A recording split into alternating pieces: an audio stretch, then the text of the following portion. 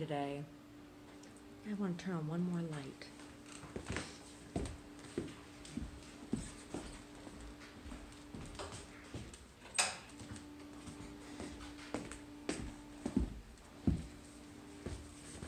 Oh, Brody! He has to put his nose everywhere where it's not supposed to be. He's been trying to shove his nose up my butt for like the past 2 days, and I don't know why. I mean, I'm not having my period right now. I am ovulating, though. I think that might be what his deal is, which I don't understand, because, like, we got him the snip. So why is he still... I don't know. No, he just seems to be getting more and more boyish.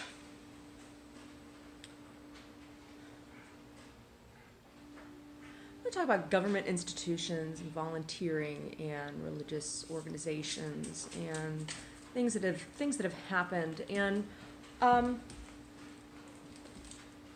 had a lot of my work over the past 10, 15 years, say co-opted or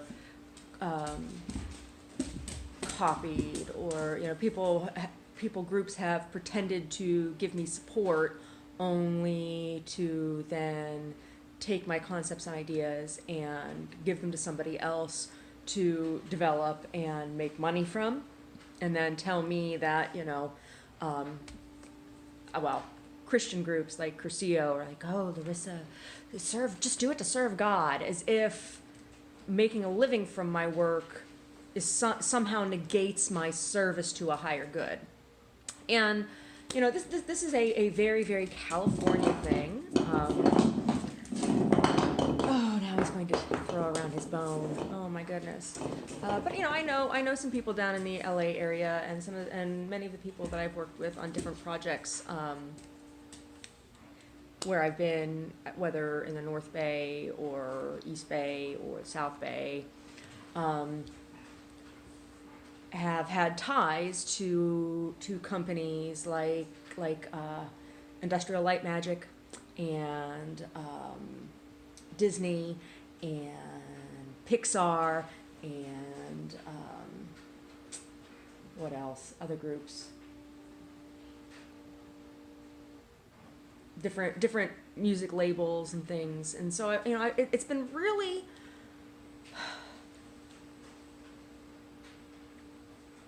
frustrating to watch the work that I have lived and suffered for and through and with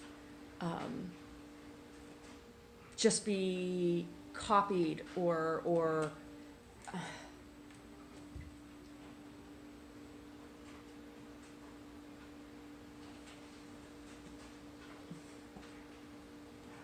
whatever. When we lived in Santa Rosa, I wrote a letter to Ellen DeGeneres because she made this video about it was about gay people coming out and saying, oh, it gets better, or whatever, and she was talking in her video about being different, and I really related to what she was saying, not on the basis of my personal sexuality or sexual orientation, but on this whole idea of fitting in. And what I find so disappointing with the LGBTQ movement is that it's a separatist. It really is a separatist movement, and separatism has never worked for anyone. I mean, it's what the black community was fighting against with slavery and segregation. I mean, segregation is separatism. It's keeping people separate based on arbitrary or quantitative basis, and not a qualitative basis. And what do I mean? What I mean by that? I mean, it's about labeling and pigeonholing, and so this. It was like a PSA announcement that she made about, about feeling different. And I wrote her a letter. I said, that what you're saying resonates with me. I am not I'm not gay, but I have definitely always felt different from other people. Maybe that has come from growing up and through adulthood, moving around a lot. When I was a child, we moved a lot for my dad's work, and then we my husband and I have moved a number of times since we've been married. In the 20 years that he and I have been together, the 18 years that we've been married, we've moved a number of times, and I'm hopeful that that is over now that we have finally purchased a home. So I looked up online after writing this letter to Ellen, saying, it's been very hard. I've been trying to be engaged in the art community, and it doesn't, and in the industry, as the arts industry in California, because really, the fine arts and what they call the industry, anything that has to do with acting or music in California, they're all interconnected, and so I'm not sure exactly. It was never about the quality of my work. It was about who I did or didn't know, or who did or didn't know me. And I said this to her in my letter. I wrote her a letter. It was like, I don't know, it was a couple pages long, and I sent her a book I had just cataloged for a show I had just completed, and I got and I looked up online, who was her management. How do you send a letter to Ellen DeGeneres? And I found an address for who it said on this website was her management company, and I sent it there. Well, about a month after that, I get a letter back. They sent me back my original letter, which had like it had like drops of water drops on it or something, and it was kind of like wrinkled, like somebody had been holding it, or it was really. They sent it back to me, and with this form letter that said, this company no longer handles Miss DeGeneres' business, and any similarities you may see from now into the future to your work is purely, how do they word it? It is, how is it that it gets worded in the industry? Is coincidence, and and we will not be held liable for copyright infringement. And I was like, did they just send me a letter and tell me they're going to copy all my work? Pretty much that's what they did. And I have it on file somewhere, because I keep all those kinds of correspondence things. I have it somewhere in a file box in storage. And at first, for a long time, I forgot about the letter. Like when I first got it, I called my dad, and I'm like, Dad, I read to him, and he said, mm-hmm. I said, are they telling me that they're going to copy my work? He says, sounds like it. And I'm like, oh my God. So, but I didn't think much of it, because I'm just like, what the hell are they going to copy from me, and how are they, Well, I was doing a lot of volunteer work at that time in Santa Rosa. I was doing volunteer work with a group called the California Homemakers Association, which is an affiliate of the National Labor Federation. And I didn't really know that much about the organization at the time. It's not a group that I would go and volunteer with again. However, things I did, I was doing health advocacy and legal advocacy and utility advocacy, meaning when people needed help, sorting out their utility bills and getting their utilities turned back on or whatever. I was helping with that kind of thing. So that's what I did with that group. And then I was doing volunteer work with Progressive Democrats of America.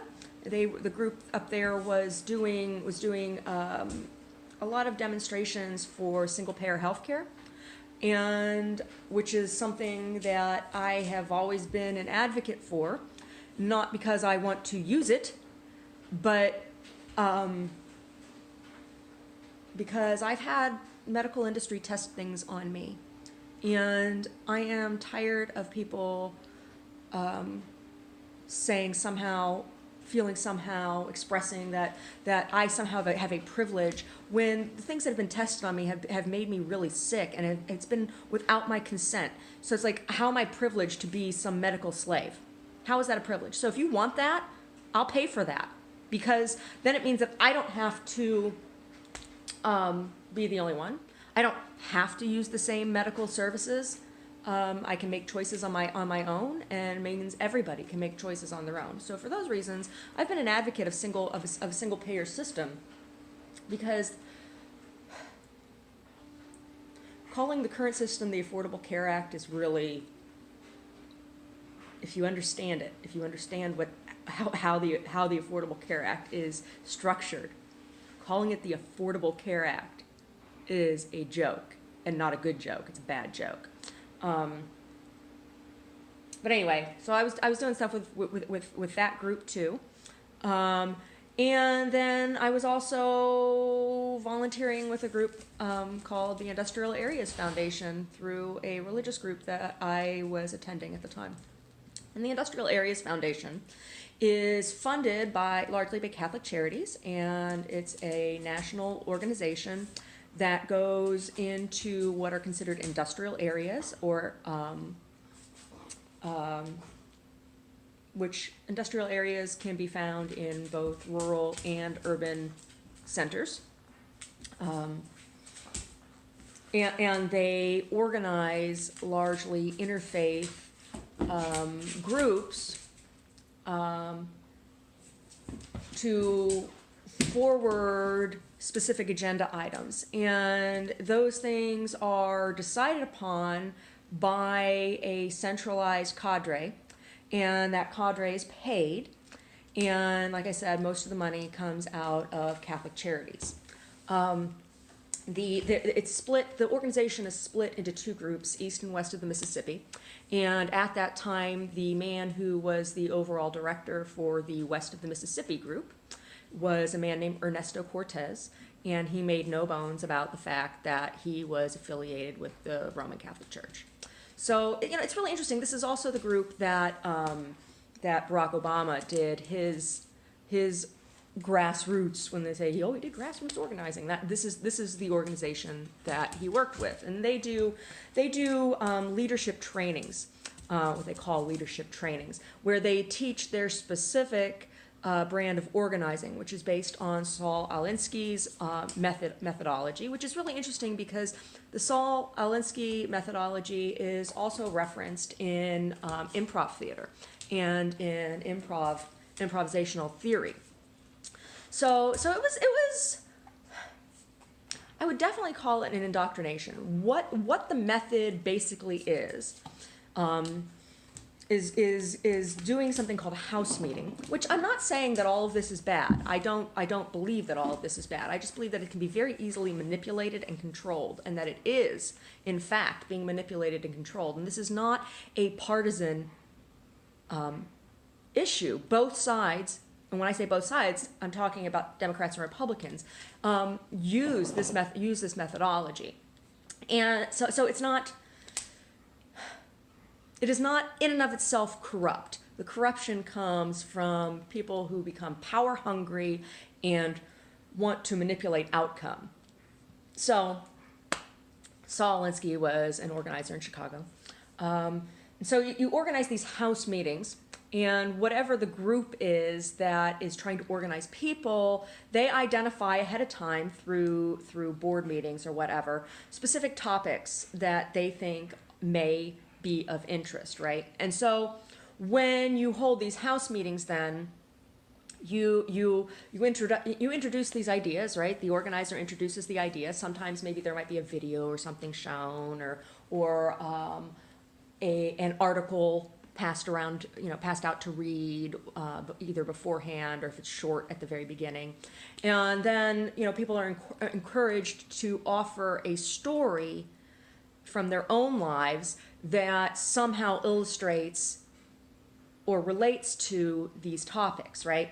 And so what it does is it builds a system of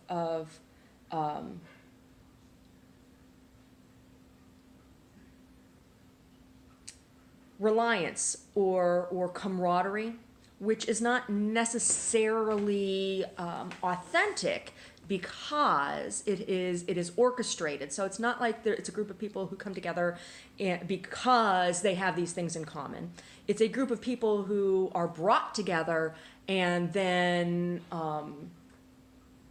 there's digging done to try to reveal what common threads exist, or what kind of, and then that information is used to then further narrow down and direct organizing behind specific policies or programs or objectives in a community.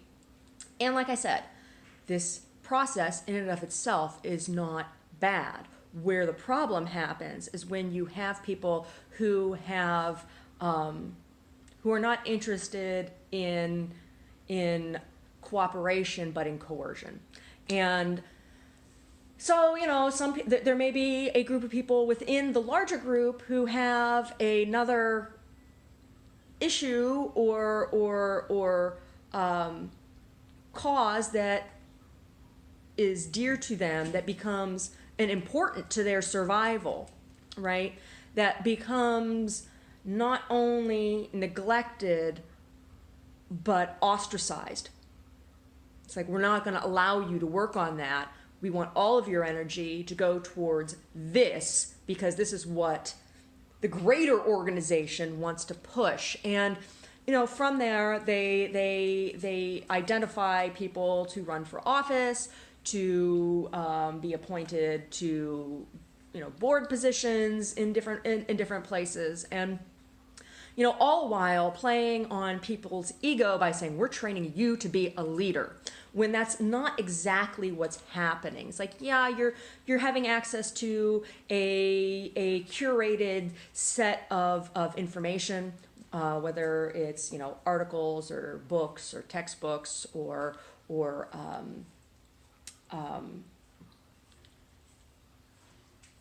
groups of people. We're going to introduce you to these other groups of people that we have organized. But it's not necessarily for each person to be put into a position of leadership or authority, right? Not everybody can have a position of authority in a democratic republic, right? The only structure in which all persons can have a position of authority and autonomy is an anarchist model, and that doesn't necessarily work either. And so it's realistically, we have to come somewhere in between. And I've come to believe that that's libertarianism, but that's been my journey, and I'm not here to push libertarianism either. I'm just talking about what my experience has been with grassroots organizing. So, at the time I was really excited, and while I didn't agree with all of the teachings in the workshop, because I went and I did the IAF leadership training. It was a weekend kind of thing, and the thing that I had the biggest objection to was their focus on anger and using anger. And I felt like they were purposely manipulating and poking to find what people's hot button trigger issues were, to fire them up. Brody, did you poop? He just walked past me and farted. Oh my gosh. Anyway. Oh, that's terrible, Brody. We'll see. He might poop in the next minute or two. So that really it didn't sit right with me, because everything I have come to understand and learn, it's not that I don't believe that anger should exist. Anger is a natural part of the human psyche. It is a natural and healthy response to certain things and situations and actions, and in instances it is appropriate. But using anger, manipulating other people's anger, That is something else altogether, and it's cruel to individuals to do that, to purposely do that, and it is extremely coercive. It is the definition of coercion. And coercion is violence, more so than even anger is, you know? Anger, in my experience, is like, it's a good thing for people to have a healthy and safe place in which to express and experience their anger. But to foster anger, to constantly feed anger, to dwell on anger is unhealthy. It's unhealthy for the individual. It's unhealthy for the society. And so that was in the training. You know, there was a whole afternoon that was spent on talking about the cultivation of your anger. And you know, we were invited to share stories about times when our anger motivated us to do something that was brave, right? And you know, it's not that doesn't happen. You know, I think for a lot of people, seeds of motivation comes from a sense of injustice. You know, being angry about an injustice, but.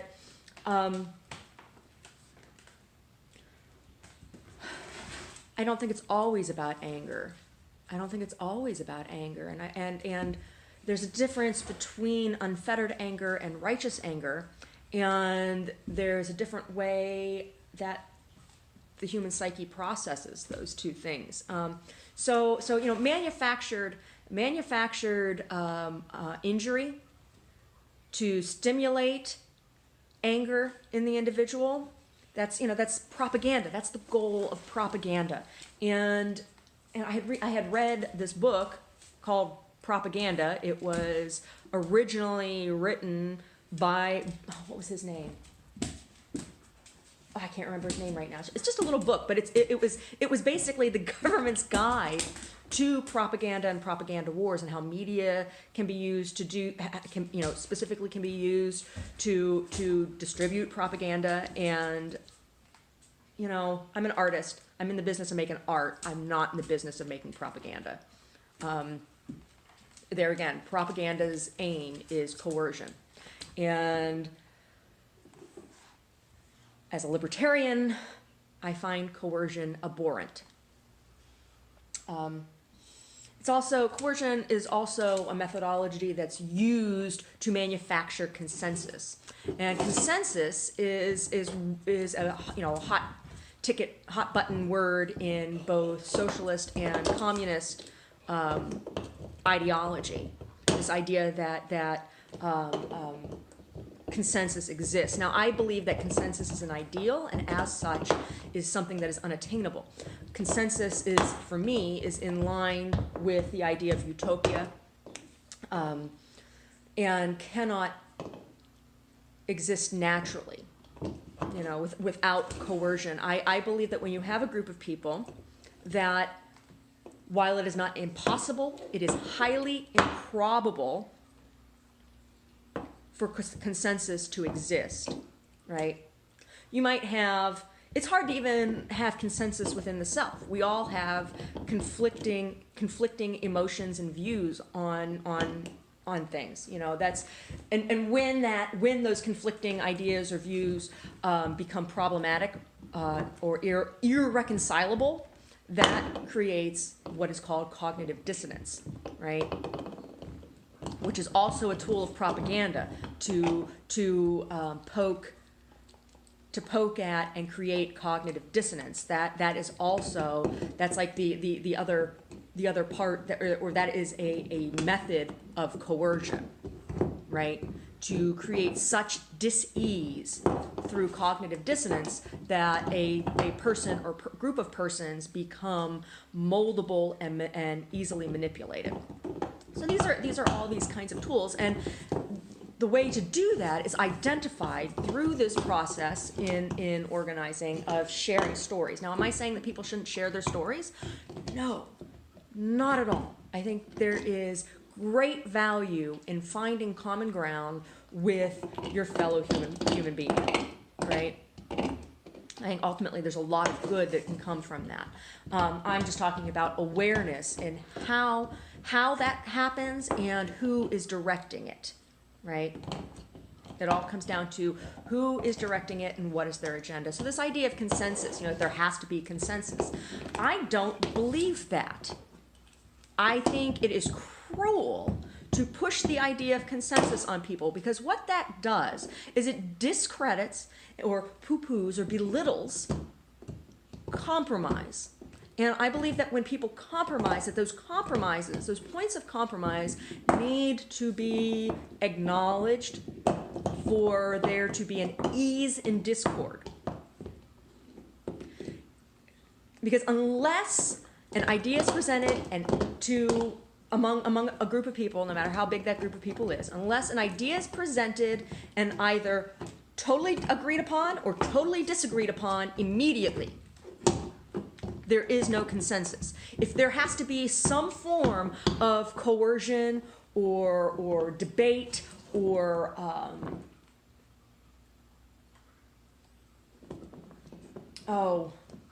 any kind of selling of the idea, if somebody has to compromise something about their own beliefs or value system for the larger group, consensus does not exist. That's not a consensus. If you have coerced someone to your position, that is not a consensus. That is a compromise. And that, I believe, is a very, very important distinction to make. And because of this is why I am not a socialist or a communist. And I also believe in the right to own property. I believe in the right to own property. I don't believe that all property should be communal. I believe that sharing should be an individual's prerogative. I believe that privacy should be an individual's right. But that is not copacetic, that is not in consensus with a socialist or communist view.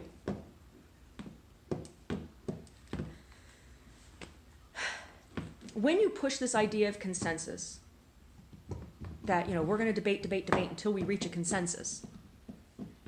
When you push this idea of consensus and negate the compromise of the individual, you take away incentive for an individual who may have a differing view from you or your group to want to compromise with you. And the same thing happens when you're talking about reward for work. There has to be incentive for an individual or a group of individuals to want to contribute. So, I've gone through these past number of years where I was given false incentive, false hope about, you're going to get a paying position, or you're going to get credit for your work, or you're going to get some sort of compensation, which never happened. And in fact, I had experience of being punished and harmed as a result, so that my credit, and by credit I'm not talking about good job, or she did this, she did that, but my cred, my credential, right? It was negated. I could be easily written off as being crazy or unreliable or unbelievable, or in some way discredited as a dignified human being, as somebody who had any kind of specialty or authority over my own work, and that's problematic. That has destroyed any kind of desire or willingness I have had to want to cooperate and contribute on a voluntary basis. You know, Barack Obama pushed this whole idea of volunteerism, which is part of the Alinsky model within the Industrial Areas Foundation. And it is, in fact, a socialist construct. And it removes, I mean, it really, it's, you can't even say it's stealing from the rich to give to the poor, because that's not what it is. It's stealing from the motivated and talented to give to the lazy, is really what it does. And why is that such a problem? Because it stifles innovation. It stifles real progress. And when you stifle innovation and creativity, then you really are putting a nail in humanity's coffin. Something that I have watched be propagandized and pushed through this model, particularly here in California, is solar energy. Now, I am not anti-solar. I'm not. What I am against is propaganda, and I am also against putting all of your eggs in one basket for any type of energy production. And we see all kinds of issues across the globe. Wars are all over energy production, right? So, you know, like the whole thing with Russia and Crimea is because of a thorium mine, because Russia and China are building thorium salt reactors, whereas the United States and other countries who have nuclear energy are still focusing primarily on plutonium and uranium.